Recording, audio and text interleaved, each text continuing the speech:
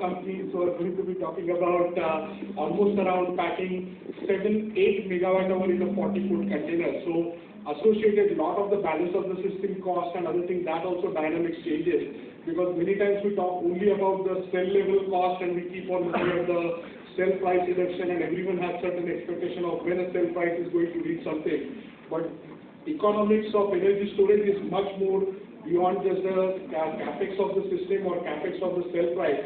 And I hope that throughout the day you are going to learn from many of the industry experts about their experience, their view, and you can exchange those notes. Because right now again as an industry we are still at a very nascent stage. So there is a lot of learning which we need to do from each other. Obviously there will be some competition, but ultimately this is about major transition. The kind of targets what MNRE and Prime Minister's Office has set up for 2030 are really ambitious, and without storage, many of those targets are just not going to be viable.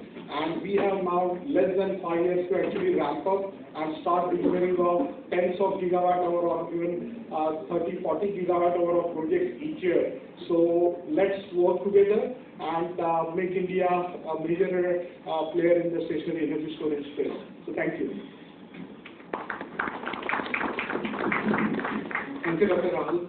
I request Neetu to give a flower bouquet to invite Rajnathan sir for the session.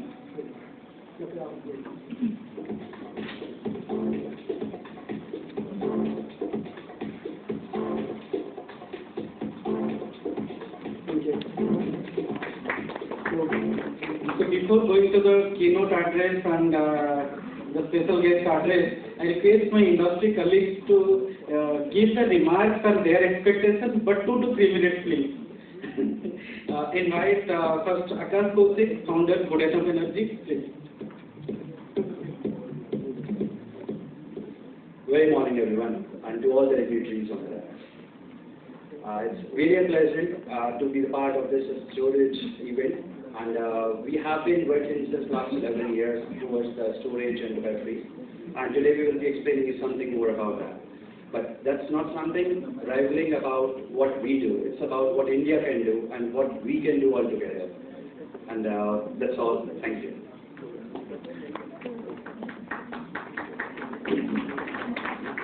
Thanks, Akash. It's perfect switch. Invite Suhas Sutar, Vice President, ESS Business, RE Plus Engitech, please.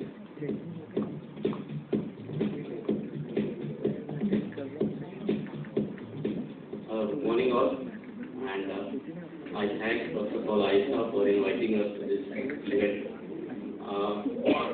On this energy storage front, yesterday only I was at a conference organized by PhD Commerce of the Chamber of Commerce, and yesterday I got some insights from that event also, and it was really the time has arrived for India, because in terms of storage also, because we have been adding tens of gigawatts of renewables in the grid since last 10 or 12 years, and India grid is now starting seeing the problems of excess renewables, and I think this is the time for energy storage to come in, and we are in the right, I can say, in the group to go with the storage and then make the grid stable. I think I could stop with this remark, and I also thank audience and congratulate you for joining this event.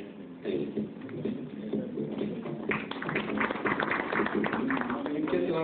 So I expect now RE+ to do multiple storage projects, and the industry will go and now I invite Mr. Chintan Saha, Group President, ReNew. ReNew has a very high interest in storage, apart from the renewable now, as it is complement to each other. I invite Chintan ji.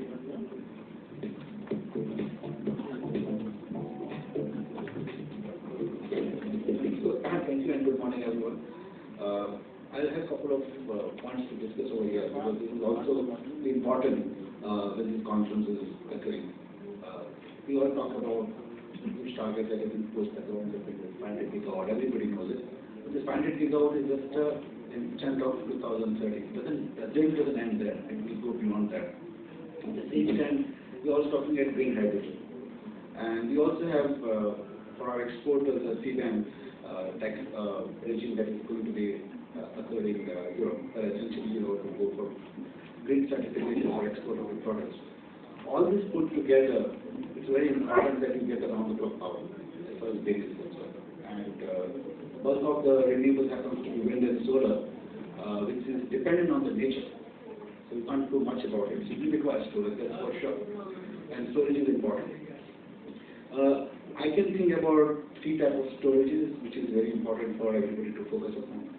One, I would call it as a co-located storage. Because of the ISTS waiver, we are not looking at co-located storage, but once the ISTS waiver goes out, it's very important to have a co-located storage so you can push more electrons in the same transmission grid, which essentially is benefit to reduce the transmission cost at one time. Second thing is also to have better stability.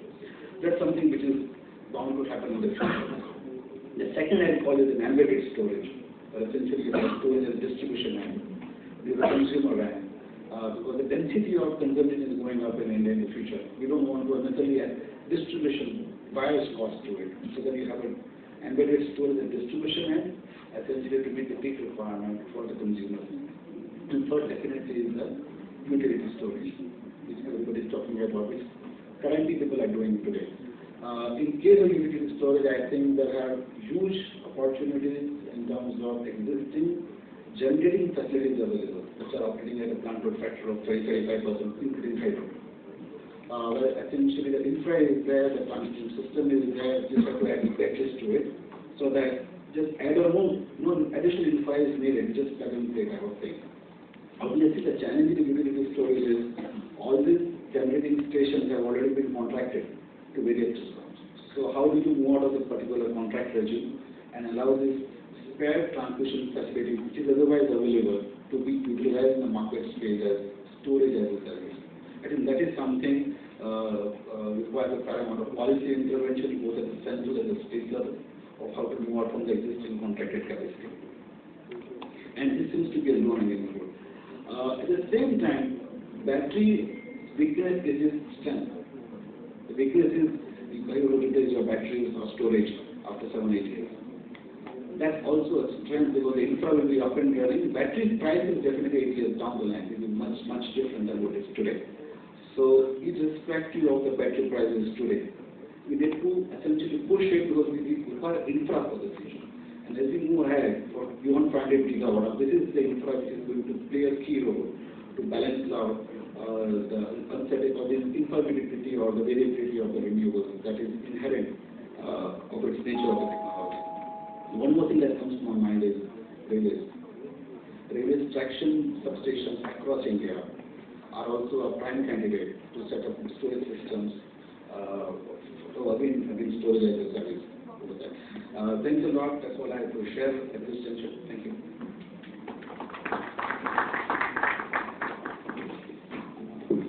Thank you, Dinanji. You have summarized the industry's requirements. And now I invite the keynote speakers, Dinesh Jagdale, Joint Secretary, MNRE. Sir, we'll be happy to hear from you.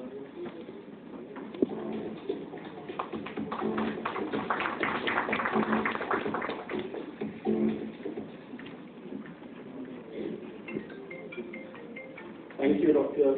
Devi. Thank you, ISA, for inviting me here, and good morning to you all. Dr. Rajnath San, my senior colleague in the Government of India, taking care of the policies and programs at NITI Aayog, and we do have the relationship that we carry with NITI Aayog on a day-to-day basis is extremely handy. And that's where I think both of us are here to be amongst you to discuss on this very important aspect in the fourth international conference on stationary energy storage. Dr. Rahul has been an icon in the storage space, and he and his team always have been bringing the best practices, trying to educate, trying to make people aware, trying to bring in a lot of international perspective to the Government of India as well. And we at MNRE has always been open to ideas and taking all the best practices that one can, learning from that and trying to see. Obviously, our role as of now, even though we started very early, as Dr. Rahul mentioned, in fact, there were a lot of good hopes in terms of bringing storage as a mission in the early 2020s. But somehow, I think the focus that we gave and the entire 9 years of our journey over the last 9 years, if you see from 2014, 2015 onwards, has been towards capacity addition. And being one of the favorite destinations for the global investors to look at India, I think what we have achieved is fairly, gives us joy in terms of the capacities that the investors could really bring into this Indian energy mix, with almost 190 plus gigawatt of non-fossil based capacities as of now. We are there. The progress has been really commendable in the past decade, I can say. While our journey started much beyond, it's almost 4-year decade-old journey of India with wind, solar. Probably every 10 years there has to be a revolution. And the initial 10 years when it started was more of bio, smaller distributed renewable energy projects. Then it came to wind. Wind really dominated the sector. And it continues to play a very good role in bringing the variety, bringing the kind of required energy into the mix whenever you feel it is required. Obviously, it has its own characteristics, its own limitations. And then the last decade saw, and probably the early 4 years that we are seeing is all dominated by solar. Recently, as you must have seen, we have come from that large solar park space, large grid-connected solar project space to a very ambitious program of the government of India was launched. The Honorable Prime Minister himself launched it on 13th of February, the PM Surya Ghar Yojana, which talks about the distributed rooftop solar energy systems. So while on one end we are trying to get more and more solar and wind into the grid, Dr. Devi, you mentioned that yes, some of the speakers mentioned that it is the time for us to now look at how can we bring in firmness, how can we bring flat curves, how can we really look at getting that extra energy which is probably looked at as curtailment today into the storage space, and then look at that energy storage. And I see there are various kinds of opportunities for all of us to look at storage space, but probably battery has been at the advanced curve of its technology, including the price as we see. We are in an exciting space. My colleagues from SECI are here. I think SECI and GUVNL and other RE implementing agencies, including the DISCOMs, what they could achieve over the last 2-3 years, the GUVNL surprised everybody. But I think all this credit also goes to the technology players, to the investment acumen of the knowledge about the product and the process. But also it gives us the ability how battery has come down over the last 5-6 years, the capacity. One is obviously technology advancements, and I'm seeing various players are there which will talk about how they are really bringing the value into the battery energy storage space. I was just a few days back, I was a party to listen to some of the experts from the Lawrence Berkeley at US about their views on Indian battery energy storage domain. And it was all felt that things are very exciting in the near future. The prices have come down almost half of what SECI 2 years had tendered. GUVNL prices today are exactly, or probably less than half of what they could have achieved 2 years back. The new tenders, and Rahul, you mentioned that there are the kind of tenders that we have in the last 4 months, and continuously on SECI, yesterday's NIT, on 15 March, they released a new notice about some 600 megawatt of solar plus battery energy storage. So the flavor is changing, and the flavor now requires a lot of effort from the manufacturing side, and that's where MNRE's role is now coming into play. We do need good best practices followed in the manufacturing industry. We do need advanced chemistry cells to be manufactured in India. While the attempt has been made, however, while we all believe that pricing is going to be a very critical element in adopting this battery energy storage technology, but we, as Government of India, are equally determined that we need to really focus on manufacturing of those advanced chemistry cells in India. So, ladies and gentlemen, there are exciting times to come. Please be prepared to participate first in the consultative process, and then participate in the kind of bids or in the kind of request for your participation in manufacturing would come from MNRE and others. So we are working on that. The other Ministry of Heavy Industries, is already there into the 50 gigawatt hour space. They already bid out 30 and then the 10. But there is a 10 gigawatt hour where we are trying to see if we can really focus on a dedicated PLI for energy storage, which is the grid connected stationary energy storage batteries, advanced chemistry cells. We had a first round of discussions. Many of you have participated in that. We have got some good feedback. We're working on now making some good, that this for a few months will take us through the very competitive process, and I have been involving Rahul himself into the consultative process so that we could really make that document more firm in terms of we should not lose the sight of what is happening across the world. But as you are aware, the kind of journey, and Chintan mentioned that we will not look at 2030. Obviously, yes, we will not look at 2030. I now classify 2030 as a short-term vision. We have three visions before us. Probably 2070 is a long-term vision. 2047, where the Honorable Prime Minister wants India to be energy independent, and obviously the electricity sector is going to will have a very contributing factor in making energy or making India a developed economy. And obviously this next 7 years, 6 years down the line when we are looking at 2030 agenda. So CA, Central Electricity Authority, has given its numbers. I don't want to repeat that, but there is enough opportunity for all kinds of technology, and I'm limiting this discussion to storage technologies, whether it's pumped hydro or whether it's battery energy storage. And in battery energy storage, there are a lot of different chemistries that are coming, but I do understand that lithium family has an advantage. But I think with this audience will also we should focus on how can other families also take that advantage of the volume that is going to come, take the advantage of the raw material that we as India will be able to support, and the entire ecosystem that India has into this energy storage domain. I was told that the vehicular energy storage batteries which are there would have a maximum, in terms of the overall global market share would be maximum for them. But I think from an Indian perspective, I do believe that energy storage, the stationary energy storage will have, in terms of the capacities, a more dominant volume coming into play.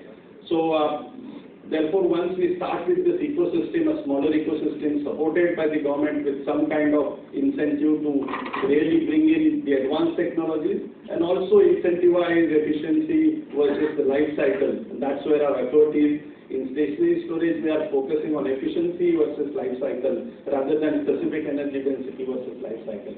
So that's where are we going forward. I was told that the average battery prices have fallen down. The latest tender reveals that it is around $250 per kilowatt hour. But overall, if you look at only the battery portion, not the entire system, it has fallen down to close to $140 per kilowatt hour. And I was told that it will drastically reduce at a rate of 40% in 2030, bringing down to almost $80 per kilowatt hour. And if this happens, I think then there is nothing really to be discussed and told that all that slack curve that we need at any given point in time will come from a combination of solar, wind, and battery storage. So that's where we are in. We have to be patient. We have to keep faith in the overall system that is coming in. And obviously, with a collective effort that we are all, and organizations like these and the audiences like you, are going to play an important role in making India a self-reliant industry. We don't want to lose the time that we could gather in some of the other technologies, but we would like the storage industry to be much more robust, much more advanced in terms of the state-of-the-art research and technology side, and also be self-reliant in the process in the raw material as far as we can. So with that word, ladies and gentlemen, thank you for inviting me and listening to me. I wish you all the best, wish you all the industry participants and the developers here very, very good times to come. And these times are not 1 year, 2 years, it's a decade of good times where your contribution will be much more valued from a journey perspective, making India more stronger and move towards the Viksit Bharat, as we say. Thank you, ladies and gentlemen.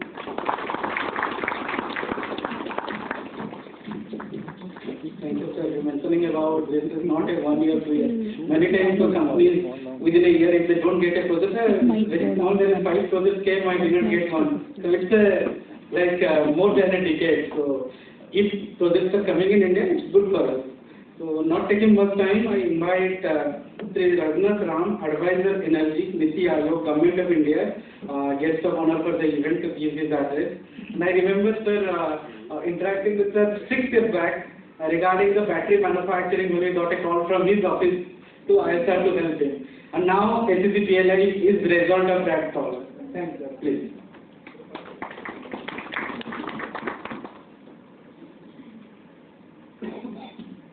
My dear friend, Mr. Dinesh Jaganaji, and Joint Secretary, Ministry of New and Renewable Energy, distinguished speakers on the dais, the delegates, ladies and gentlemen. Very good morning to all of you. Let me thank the Indian Energy Storage Alliance for inviting me for this 4th Stationary Energy Storage India Cocktail 2024. I'm not going to speak something different what Mr. Jagdale has mentioned, but some of the key points I think definitely we must remember. The kind of the development is happening for the renewable energy and the capacity being added. So what are the key parameters which is really important so that this energy that we are generating from the RE sources is not wasted? So whether the infrastructure, the existing infrastructure is capable of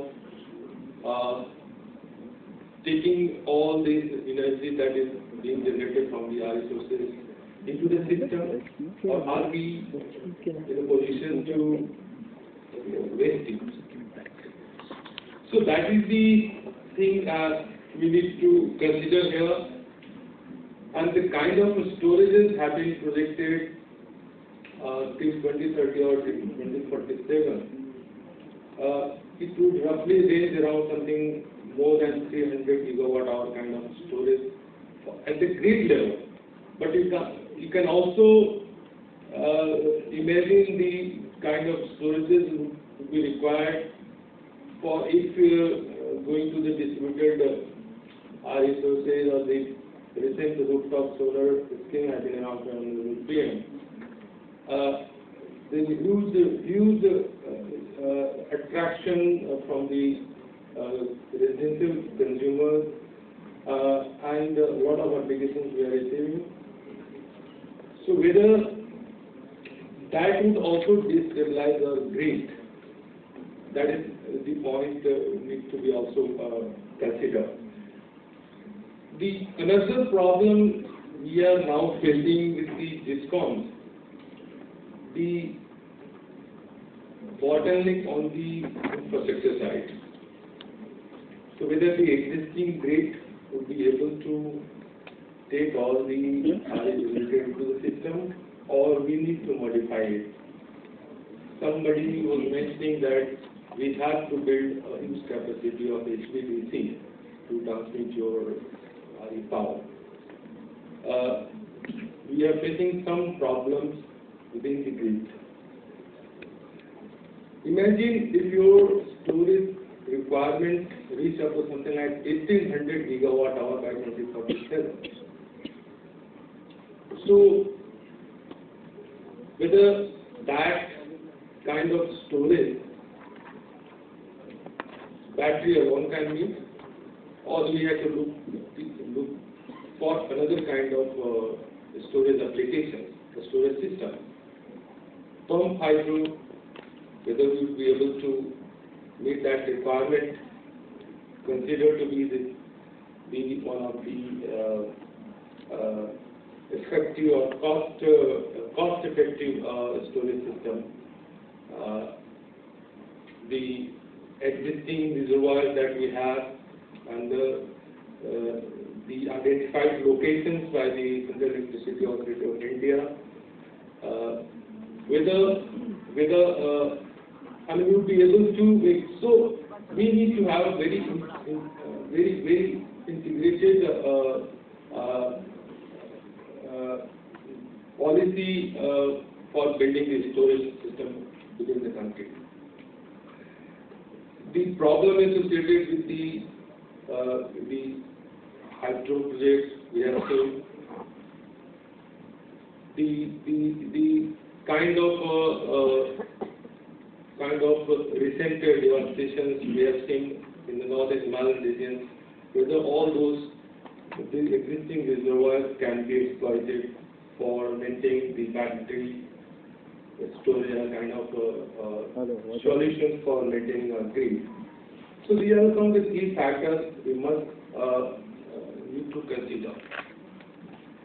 Another important aspect is, suppose you increase your entire system to capable to meet the storage requirements through one of the battery energy storage system. So, are we capable enough to have the sufficient supply chain management within the country? Or are we capable of producing the entire value chain within the country? These are also an important factor. Then, if a lot of batteries is manufactured within the country, the circularity aspect, whether the critical minerals will be able to meet from the domestic resources, or we can recycle it and bring back to the system. These are some of the key points we must consider and we must deliberate upon. Nothing adding much up to the term. One of the aspects also needs to be considered, making the standards and the safety aspect of the battery energy storage system. We are also working on the chemistry agnostic storage, developing some kind of a standard. Although the PLI scheme includes the kind of the bidding parameters have been defined there, but you also need a common standard across all these storage systems, whether that can be developed within the system, so that you don't need a very specific kind of standards for the different kinds of battery applications. So whether that can be also a parameter to be considered within the system, so that any kind of storage without having any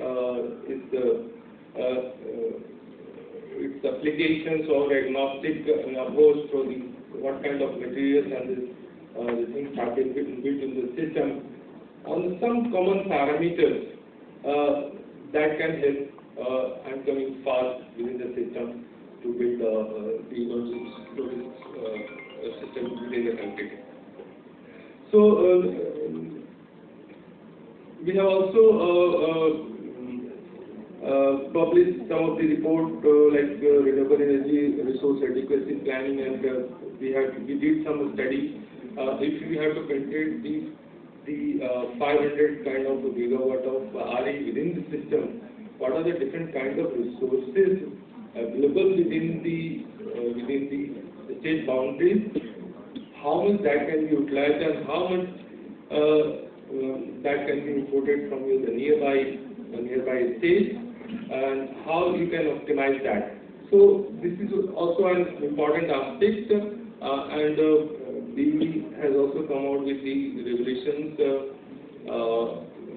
for maintaining this 43.3% of RPO target within the state boundary. So these are some of the key factors I just wanted to highlight, and the industry must delve into all those key points, and maybe they can provide valuable suggestions to the MNRE or to the NITI Aayog, so that we can further discuss, deliberate, and refine our system. Thank you very much.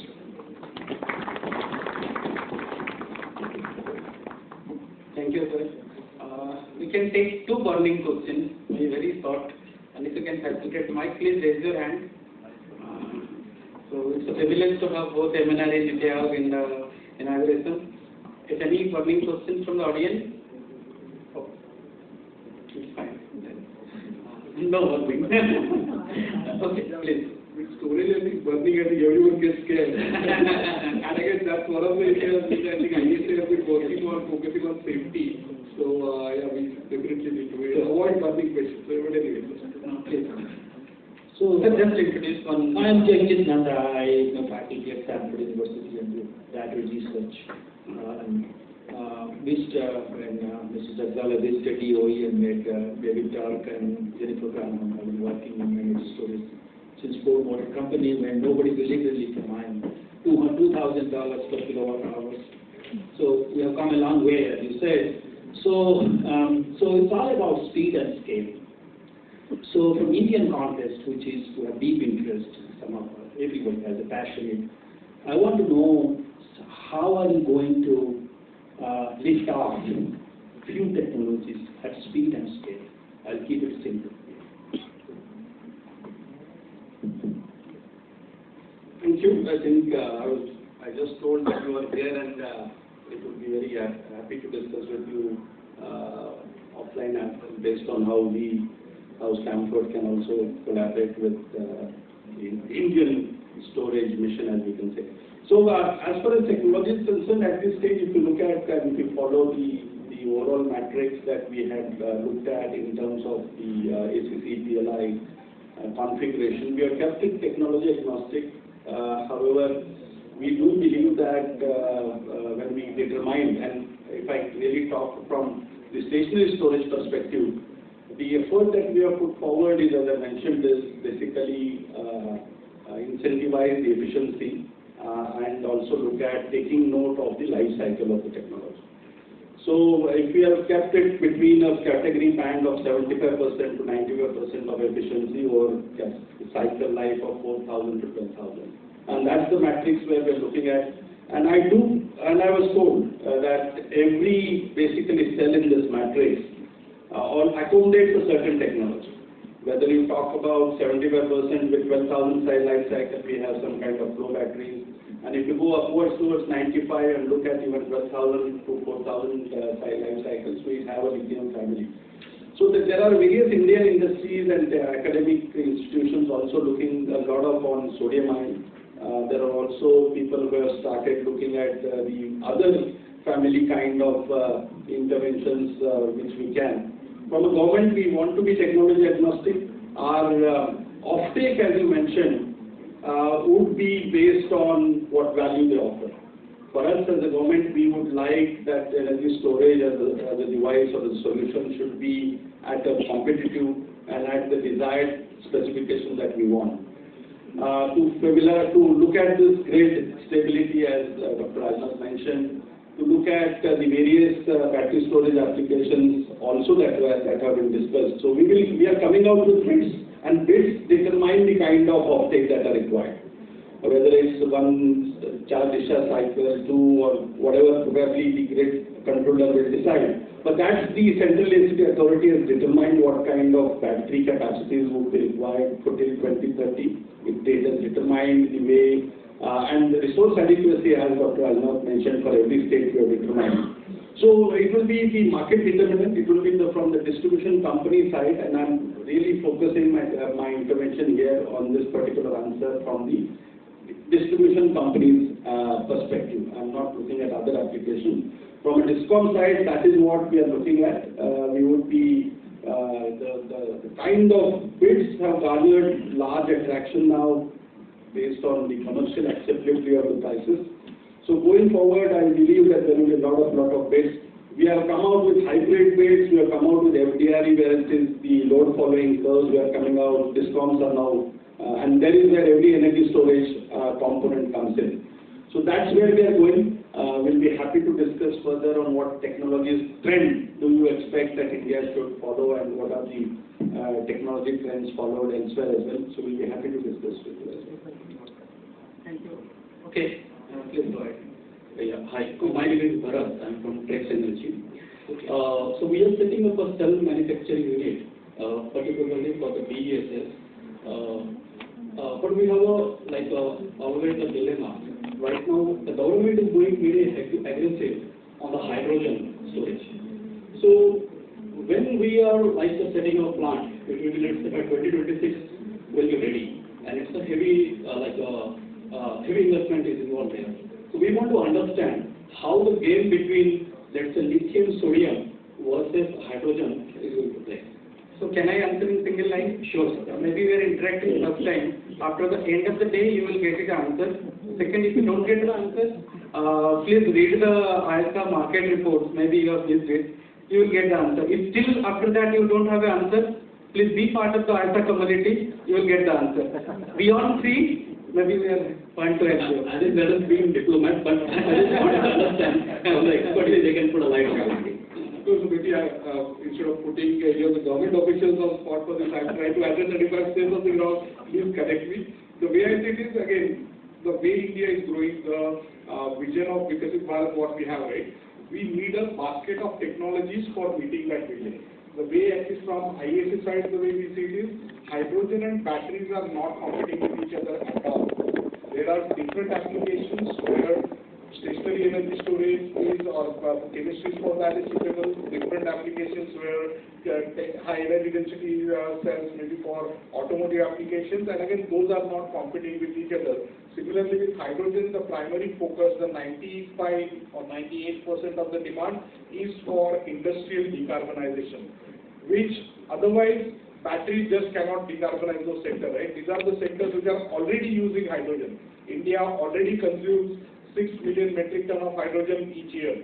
So this is not something which is new. What we are talking about is replacing grey hydrogen with green hydrogen. And to make the green hydrogen green, unless you have renewables, unless you have storage, green will be otherwise green washed hydrogen, not green hydrogen. So at least as the IAC side, we are pushing very hard that we really take leadership, global leadership in green hydrogen, because there is a lot of export opportunities will come up, and more green hydrogen will actually encourage more renewables and storage for enabling that. That's our view.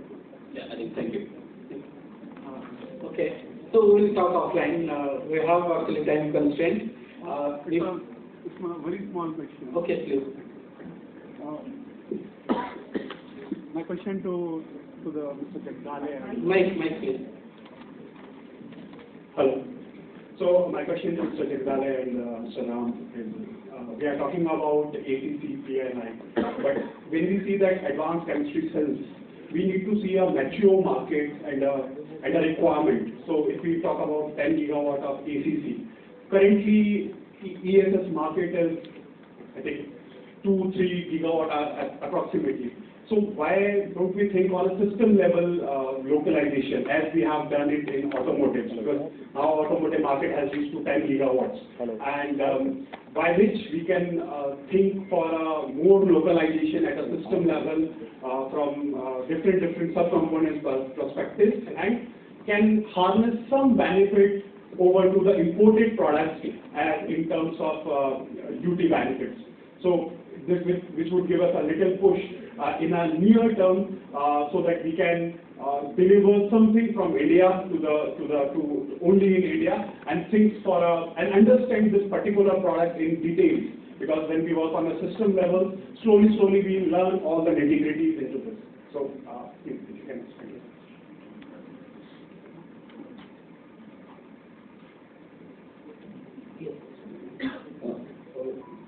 See, the whole concept of the coming out of PLI is to enhance domestic manufacturing. So we discourage any import out of it. So that was the whole principle behind the PLI. Why the EV market, they are looking, and more demand has come because the policy announcement was such, and it was pretty early. And the kind of incentive structure is there. So if the manufacturer wants to get maximum benefit out of it, so they are all going for the EV applications. As far as the stationary storage is concerned, the kind of the parameters is there. It's not, you don't require much energy density or life cycle kind of thing is requirement that is EV is required for the stationary storage applications. That's why some of the parameters for the PLI scheme that we are going to modify when we are coming out of, I think DHI is working to finalize the bidding parameters accordingly. So we have kept out of 50 gigawatt, already I think 30 gigawatt has been allocated, 10 gigawatt is under RFP. 10 gigawatt is basically we want that it should go for the stationary storage applications. The demand part you have mentioned, so there is a huge demand. I think that will be coming in the system. But, the kind of the installation of the solar plant is happening within the country, not only the grid scale but also at the rooftop level, that is picking up. So there will be huge requirement of your battery storage within the system. And one of the you mentioned about the hydrogen storage and the battery one. Hydrogen has got what Mr. Rahul has mentioned is for the decarbonization of the industry. And there are various applications to it. Of course, we are trying to reduce our import. The grey ammonia we are importing, so that is also another angle to it. We can replace those 2.6 million ton of grey ammonia with replacing that with the green ammonia. That's one kind. The incentive is to increase our Atmanirbharta within the country. That's one. The another application also is there that we have huge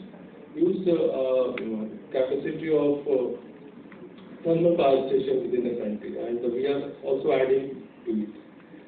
Because this green ammonia can be co-fired with the existing thermal power stations. So I think that kind of research is already going on, and some of the developed economies like Japan and other countries, they are already in the process for going to co-firing green ammonia with the existing thermal power station. Thank you. Before closing the session, there is a good announcement we want to do. And we have with us Professor Dr. Meenakshi Sharma and also Professor Dr. Avadhesh Kumar from Galgotia University. And ISA is partnered with I4C and Galgotia University to launch first energy hackathon. Like I4C has a background running the smart hackathons on different topics, and it has been very well accepted by more than 200 universities participation, and the Prime Minister was there in the last year. So first time we are launching an energy hackathon, not only for energy storage but across smart energy and emerging energy technologies. And thanks to Galgotia Universities to join as a key partner. And I invite Dr. Rahul to give a flower bouquet to invite Dr. Avadhesh Kumar, Pro Vice Chancellor, Galgotia University. Please give a round of applause for this announcement. And this will be run for next 3 months. And I encourage, please tell your nearing colleges or your alumni colleges to participate in it. And the final of this hackathon will be at Galgotia University, and award ceremony will be at India Energy Storage Week on 1st of July. And I invite Professor to speak 1 or 2 words on the same. Please. Maybe this will get to Smart India itself. Smart India Hackathon, I think last year witnessed more than 15,000 colleges and universities participation. So there were more than few lakh students who participated. There were 75 nodal centers where the competition on different topics were held.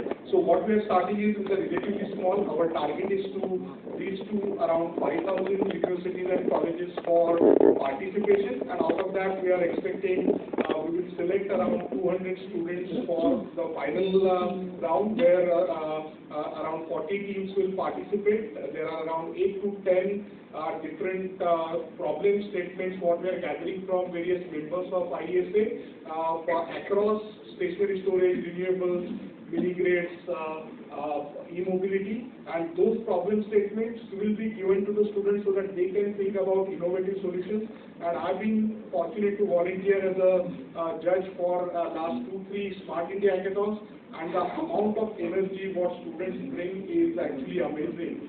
Students work for continuous 36 hours working on these solutions, and I was actually the judge for the center at Galgotia University. So I'm really excited to see Galgotia University partnering for the inaugural Energy Hackathon. So without further delay, handing it over to sir. Thank you, sir. Thank you. All the guests, on the dais, off the dais, and thank you very much for giving this opportunity that our university will host this Energy Hackathon. Our university has already, this Galgotia University has already hosted, as Dr. Rahul said, that we have already hosted the hardware hackathon, the software hackathon, and hackathon. So this time it was hardware hackathon for 5 days and continuous, and there were approximately 46 different teams which participated from, like, majority were from South, and basically this time whatever facility will be required, we will provide the facility, and we basically want to host because the country, we want to develop our country to as the developed country, developed nation by 2047. So with the vision of Honorable Modi ji that this country should be a developed country, and by only education can change any nation. So so educational institutions have a great role in making this our country as a developed country. So whatever infrastructure, whatever support, whatever kind of hospitality will be required, we are there as a university, and thank you for giving the opportunity. Thank you very much. Thank you, sir. I request Neetu to hand over the token of appreciation to Dr. Rahul to give all the panelists. And Neetu, please hand over the